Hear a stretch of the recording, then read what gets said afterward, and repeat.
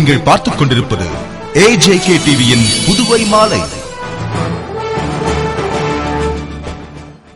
வணக்கம். புதுவை தீயணைப்புத் துறையை நவீனப்படுத்தவும் அதன் செயல்பாடுகள் குறித்தும் ஆலோசனைக் கூட்டம் அமைச்சர் பன்னீர்செல்வம் தலைமையில் நடைபெற்றது. புதுவை தீயணைப்புத் துறையின் செயல்பாடுகள் குறித்த ஆலோசனைக் கூட்டம் அமைச்சர் பன்னீர்செல்வம் தலைமையில் நடைபெற்றது. கூட்டத்தில் தீயணைப்புத் துறையை நவீனமயமாக்க தேவையான நடவடிக்கைகளை மேற்கொள்வது குறித்து விவாதிக்கப்பட்டது. மேலும் அமைச்சர் அரசு உயரமான அடுக்குமாடி கட்டிடங்களை கட்ட அனுமதி அளித்து வருவதால் அதற்கு ஏற்றாற்போல் தீயணைப்புத் துறையை மேம்படுத்த வேண்டிய அவசியம் குறித்து துறை செயலர் விவேக் பாண்டே, உள்துறை கூடுதல் செயலர் பங்கஜ்குமார் ஜா ஆகியோரிடம் விவாதித்தார். அப்போது அதிகாரிகள் உலக வங்கி நிதியினை பெற முயற்சிகள் மேற்கொள்ளப் போவதாக தெரிவித்தனர்.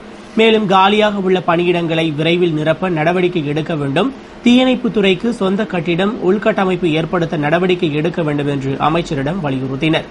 தொடர்ந்து ஊழியர் சங்க நிர்வாகிகளுடன் பணி சம்பந்தப்பட்ட கோரிக்கைகள் விவாதிக்கப்பட்டு தீர்வு காண்பதற்கான வழிவகைகளை அதிகாரிகள் மேற்கொள்ள வேண்டும் என்று உத்தரவிட்டார். நிகழ்ச்சியில் அரசு ஊழியர் கூட்டமைப்பு கௌரவ தலைவர் பாலமுருகன், தீயணைப்புத்துறை ஊழியர் சங்க நிர்வாகிகள் கலந்து கொண்டனர். இலங்கை சிறையில் உள்ள காரைக்கால் உள்ளிட்ட தமிழக மீனவர்களை மீட்க கோரி பிரதமருக்கு முதல்வர் ரங்கசாமி மீண்டும் கடிதம் எழுதியுள்ளார். கச்சத்தீவு பகுதியில் மீன்பிடித்த காரைக்கால், ராமேஸ்வரம், நாகப்பட்டினம் உள்ளிட்ட பகுதிகளைச் சேர்ந்த மீனவர்களை இலங்கை கடற்படையினர் கைது செய்து இலங்கை சிறையில் அடைத்து வைத்துள்ளனர். இவர்களை விடுவிக்க கோரி தமிழகம் மற்றும் புதுவையில் தொடர் போராட்டங்கள் நடந்து வரும் நிலையில் மீனவர்களை மீட்க கோரி பிரதமர் மன்மோகன் சிங்கிற்கு முதல்வர் ரங்கசாமி கடந்த ஆகஸ்ட் மாதம் கடிதம் எழுதினார். இதன் தொடர்ச்சியாக 13 மீனவர்கள் விடுவிக்கப்பட்டனர். தற்போது மீதமுள்ள மீனவர்களை மீட்க கோரியும் அவர்களது மீன்பிடி படகுகளை ஒப்படைக்க நடவடிக்கை எடுக்க வேண்டியும் பிரதமருக்கு முதல்வர் ரங்கசாமி மீண்டும் கடிதம் எழுதியுள்ளார். அதில் இலங்கை கடற்படையினர் தொடர்ந்து காரைக்கால் மீனவர்களை சிறைபிடித்துச் செல்கின்றனர். மேலும் அவர்கள் சிறையில் அடைக்கப்பட்டுள்ளதால் மீனவர்கள் போராட்டம் நடத்துகின்றனர். இதனால் அவர்களின் வாழ்வாதாரம் பாதிக்கப்படுகிறது. எனவே பிரதமர் இப்பிரச்சினையில் தலையிட்டு மீனவர்களை மீட்க உரிய நடவடிக்கை எடுக்க வேண்டும் என்று வலியுறுத்தியுள்ளார். ஜனாதிபதி வருகையை முன்னிட்டு புதுவையில் வாடகைக்கு குடியேறுபவர்கள் பற்றிய தகவல்களை காவல் நிலையத்தில் தெரிவிக்க வேண்டும் என்று கோரிமேடு காவல் நிலையத்தில் நடந்த பொதுமக்கள் நல்லுறவு கூட்டத்தில் இன்ஸ்பெக்டர் ரகுநாயகம் பேசினார்.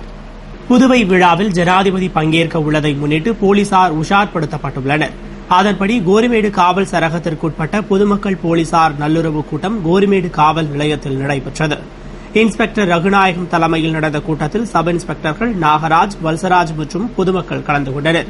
கூட்டத்தில் பொதுமக்களின் ஆலோசனைகளை கேட்ட இன்ஸ்பெக்டர் ரகுநாயகம் பேசுகையில், போலீசாரும் பொதுமக்களும் இணைந்து செயல்பட்டால்தான் குற்றச்சம்பவங்களை தடுக்க முடியும்.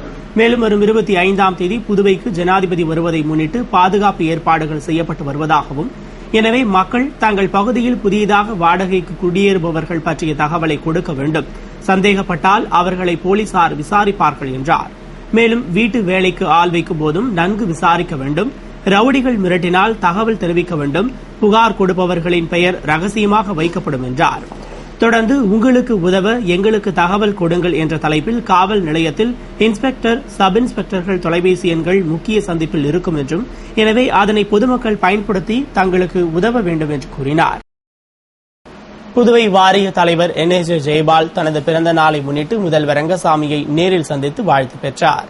புதுவை பொறியியல் கல்லூரி தலைவரும் NR காங்கிரஸ் பிரமுகருமான NSJ ஜெயபால் தனது பிறந்த நாளை முன்னிட்டு முதல்வர் ரங்கசாமியை அவரது இல்லத்திற்கு சென்று நேரில் சந்தித்து முதல்வருக்கு சால்வை அணிவித்து கௌரவித்து ஆசி பெற்றார். முதல்வர் ரங்கசாமி NSJ ஜெயபாலுக்கு பூங்கொத்து கொடுத்து பிறந்தநாள் வாழ்த்து தெரிவித்தார். அப்போது அவரது ஆதரவாளர்கள் மற்றும் கட்சி பிரமுகர்கள் பலர் உடனிருந்தனர். புதுவை ஆளுநர் வீரேந்திர கட்டாரியா ஜெய்ப்பூருக்கு விமானத்தில் பயணித்த போது திடீரென உடல்நலக் குறைவு ஏற்பட்டதால் ஹைதராபாத்தில் இறங்கி சிகிச்சை பெற்றார். புதுவை ஆளுநர் வீரேந்திர கட்டாரியா ஜெய்ப்பூர் செல்வதற்காக 17ஆம் தேதி மதியம் புதுவையிலிருந்து சென்னைக்கு சென்று அங்கு ராஜ்நிவாசில் தங்கினார். பின்னர் நேற்று 18ஆம் தேதி காலை சென்னையிலிருந்து விமானத்தில் ஜெய்ப்பூர் புறப்பட்டார். விமானம் பறந்து கொண்டிருக்கும் போது ஆளுநருக்கு வயிற்று வலி ஏற்பட்டதால் இதுகுறித்து விமான நிலையத்திற்கு தகவல் தெரிவிக்கப்பட்டு ஹைதராபாத்தில் விமானம் தரையிறங்கிய போது மருத்துவமனைக்கு அழைத்துச் செல்லப்பட்டார்.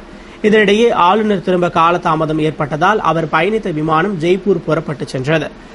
பின்னர் வேறொரு விமானத்தில் கொல்கத்தா சென்று 3வது விமானத்தில் பயணித்து ஜெய்ப்பூர் சென்றடைந்தார்.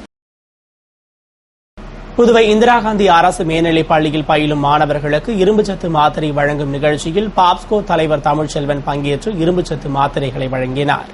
புதுவை சுகாதாரத்துறை சார்பில் இந்திரா நகர் இந்திரா காந்தி அரசு மேல்நிலைப் பள்ளியில் 6ஆம் வகுப்பு முதல் 12ஆம் வகுப்பு வரை பயிலும் மாணவர்களுக்கு இரும்புச்சத்து மாத்திரை வழங்கும் நிகழ்ச்சி பள்ளி துணை முதல்வர் சுப்புராயன் தலைமையில் பெற்றோர் ஆசிரியர் சங்க தலைவர் பலராமன் முன்னிலையில் நடைபெற்றது. நிகழ்ச்சியில் சிறப்பு விருந்தினராக தொகுதியின் சட்டமன்ற உறுப்பினரும் பாப்ஸ்கோ தலைவருமான தமிழ்ச்செல்வன் கலந்து கொண்டு மாணவர்களுக்கு இரும்புச்சத்து மாத்திரையினை வழங்கினார். நிகழ்ச்சிக்கான ஏற்பாட்டினை ஆசிரியர்கள் செய்திருந்தனர். அதேபோன்று முத்திரையர்பாளையம் இளங்கோ அடிகள் மேல்நிலைப் பள்ளியில் நடந்த இரும்புச்சத்து மாத்திரை விழிப்புணர்வு நிகழ்ச்சியில் பள்ளி முதல்வர் வேல்முருகன் தலைமையில் மேட்டுப்பாளையம் ஆரம்ப சுகாதார நிலைய மருத்துவர் அன்பு செந்தில் இரும்புச்சத்து மாத்திரையின் அவசியத்தையும் மைய உதவியாளர் ஜம்புகேஸ்வரன் மாத்திரையை உட்கொள்ள வேண்டியதன் அவசியத்தையும் எடுத்துரைத்தனர். நிறைவில் ஆசிரியை மல்லிகா கோபால் நன்றி கூறினார். பள்ளிகளில் இப்போ இரும்பு சத்துக்கான மாத்திரைகள் கொடுத்துட்டு இருக்கோம். சத்து மாத்திரை உடம்புல ரத்த சோகை இல்லாட்டி அனிமியா எதுவும் கரெக்ட் பண்ணுங்கிறதுக்காக அந்த டேப்லெட்ஸ் வாரம் ஒரு தடவை கொடுத்துட்டு இருக்கோம். அதுக்கான விழிப்புணர்வு மக்களுக்கு பசங்களுக்கு எதுக்காக சாப்பிடணும், எப்படி முறையாக சாப்பிடணுன்றத தெரிவிக்கிற வகையில் இப்போ நாங்கள் இளங்கோவடிகள் ஸ்கூலில் இன்னைக்கு விழிப்புணர்வு நம்ம முதல்வர் அவருடைய ஆலோசனை பேரில் பசங்க எல்லாத்துக்கும் விழிப்புணர்வு ஏற்படுத்தணும். பசங்க கேட்ட சந்தேகங்கள் இதுக்கு எல்லாத்துக்கும் நல்லபடியாக விளக்கம் சொல்லி எப்படி ஆரோக்கியமான உணவு பழக்க வழக்கங்கள் நம்ம கடைபிடிக்கணுங்கிறதையும் நம்ம இங்கே தெரிவித்தோம்.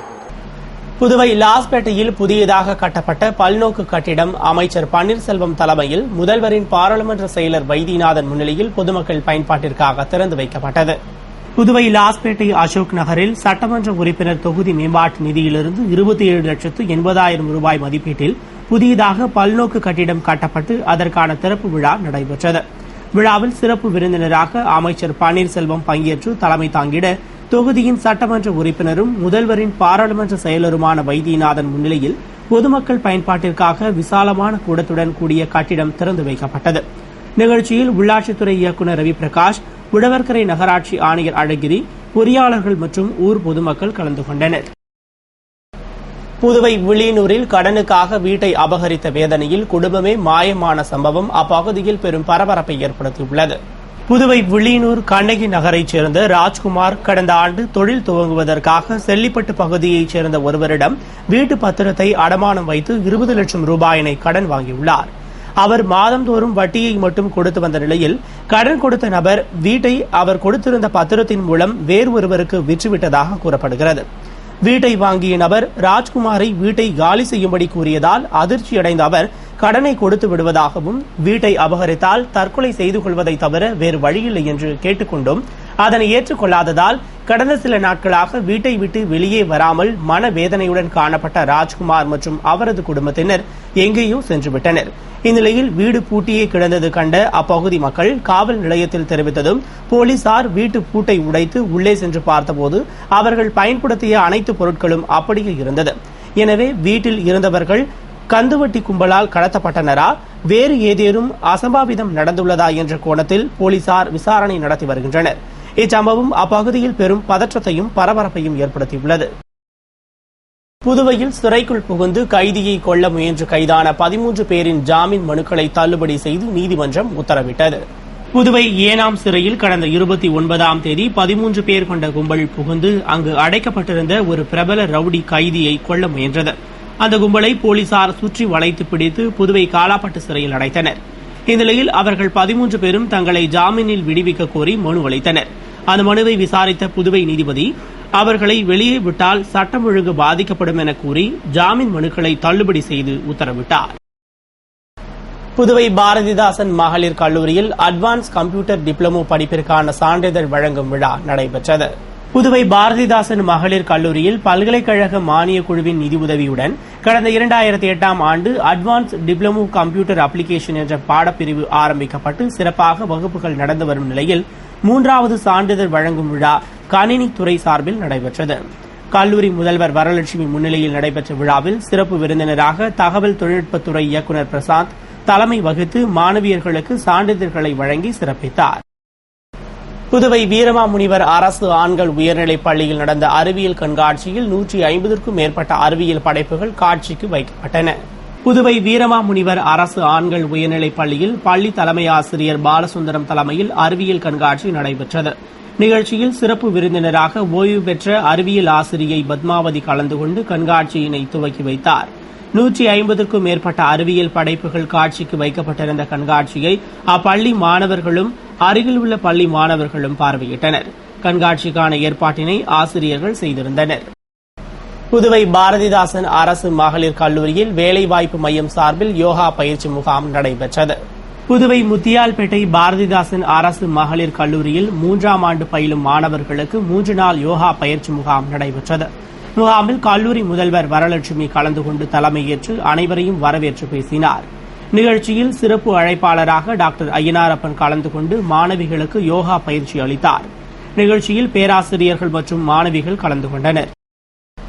புதுவை திருக்குனூர் ஒழுங்குமுறை விற்பனை கூடத்தில் விற்பனை குழு தலைவர் ரகு என்கிற முனுசாமி திடீர் ஆய்வு மேற்கொண்டார். புதுவை வேளாண் துறை கீழ் செயல்படும் திருக்குனூர் ஒழுங்குமுறை விற்பனை கூடத்தில் விற்பனை குழு தலைவர் ரகு என்கிற முனுசாமி திடீரென ஆய்வு செய்தார். மேலும் நெல் மூட்டைகள் கொண்டு வந்த விவசாயிகளுக்கு உடனடி பட்டுவாடா செய்யப்படுகிறதா என்பது குறித்து அதிகாரிகளிடம் கேட்டறிந்தார். மற்றும் மழையில் நனையும்படி நெல் குவிக்கப்பட்டிருந்தது கண்டு கேள்வி எழுப்பினார்.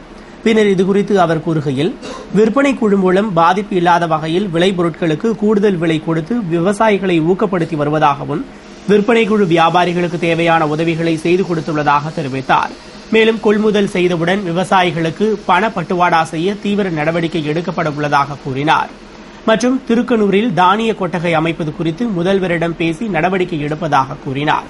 விவசாயிகள் எடுத்து வரும் விளைபொருள்களை எடுக்கின்ற வியாபாரிகள் அன்றாடம் பட்டுவாடா செய்யப்பட வேண்டும்.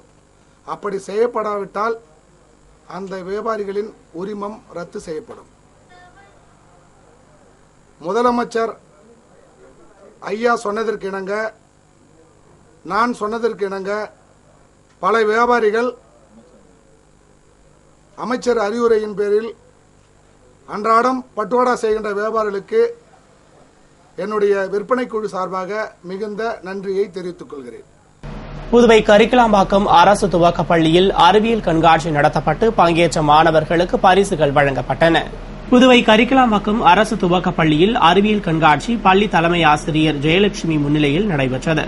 கண்காட்சியை கரிக்கலாம்பாக்கம் அரசு மேல்நிலைப் பள்ளி துணை முதல்வர் மூர்த்தி திறந்து வைத்திட 4ஆம் வட்ட பள்ளி துணை ஆய்வாளர் ஜெகசிப்பியன் கொல்பர்ட் கலந்து கொண்டு பார்வையிட்டார். 100க்கும் மேற்பட்ட காட்சி பொருட்கள் இடம்பெற்ற கண்காட்சியில் மாணவர்கள் மற்றும் பெற்றோர்கள் கண்டு ரசித்தனர்.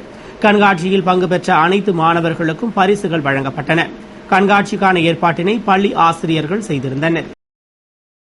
புதுவை லாஸ்பேட்டையில் காவல் அதிகாரிகள் வியாபாரிகள் ஆலோசனைக் கூட்டம் வடக்கு எஸ்பி ராமராஜு தலைமையில் நடைபெற்றது. புதுவை லாஸ்பேட்டை தனியார் பள்ளியில் காவல்துறை அதிகாரிகள் வியாபாரிகள் ஆலோசனைக் கூட்டம் வடக்கு எஸ்பி ராமராஜு தலைமையில் நடைபெற்றது. கிழக்கு கடற்கரை சாலையில் உள்ள வியாபாரிகள் கலந்து கொண்ட கூட்டத்தில் வர்த்தக நிறுவனங்கள் வியாபாரிகள் தங்களது நிறுவனங்களுக்கும் உரிமையாளர்களுக்கும் ரவுடிகள் சமூக விரோதிகளால் ஏற்படும் அச்சுறுத்தல்களை தவிர்க்க மேற்கொள்ள வேண்டிய நடைமுறைகள் குறித்த துண்டு பிரசுரம் காவல்துறை சார்பில் விநியோகிக்கப்பட்டது. மேலும் புதுவைக்கு ஜனாதிபதி வருகை புரிவதை முன்னிட்டு கிழக்கு கடற்கரை சாலையில் சந்தேகப்படும்படியான நபர்களின் நடமாட்டம் இருந்தால் அது பற்றி வியாபாரிகள் உடனடியாக காவல்துறைக்கு தெரிவிக்குமாறு அறிவுறுத்தப்பட்டனர். இத்துடன் செய்திகள் நிறைவடைந்தன. வணக்கம்.